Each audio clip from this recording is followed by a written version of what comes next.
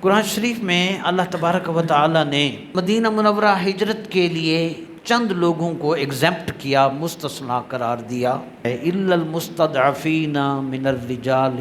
والنساء والولدان لا یستطیعون حیلۃ۔ وہ بوڑھے لوگ، بچے، عورتیں جن کے پاس مالی اسباب نہیں ہیں وہ ہجرت مدینہ نہ کریں۔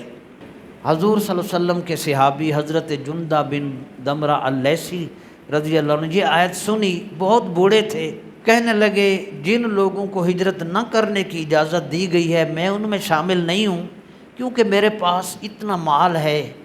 جس سے میں مدینہ طیبہ ہجرت کر کے پہنچ سکتا ہوں۔ ارشاد فرمایا خدا کی قسم میں مکہ مکرمہ ایک رات بھی اب نہیں ٹھہروں گا، مجھے مدینہ منورہ لے چلو۔ اس صحابی رسول کو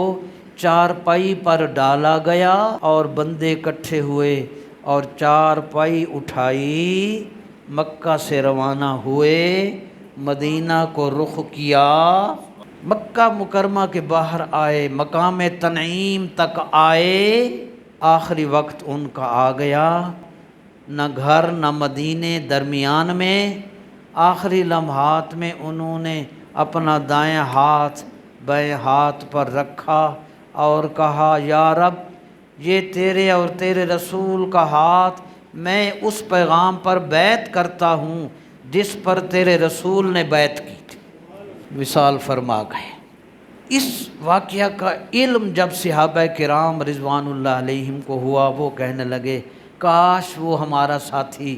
مدینہ پہنچ جاتے، وہ صحابی، تو ان کو کتنا اجر ثواب ملتا۔ اور جو مشرکین تھے، کفار تھے، وہ کہنے لگے لو جی جس مطلب کے لیے نکلے تھے وہ مطلب ان کو نہیں ملا۔ وہ مشرکین نے یہ کہا، صحابہ نے وہ کہا، قرآن میں رب نے کیا کہا سنیے، آیت نازل ہوئی وَمَن يَخْرُجْ مِن بَيْتِهِ مُهَاجِرًا إِلَى اللَّهِ وَرَسُولِهِ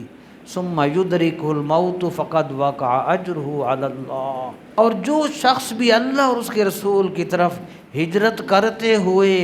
اپنے گھر سے نکلا پھر اسے راستے میں موت آ جائے تو اللہ تعالیٰ کے ذمہ کرم پر اس کا اجر و ثواب ثابت ہو گیا۔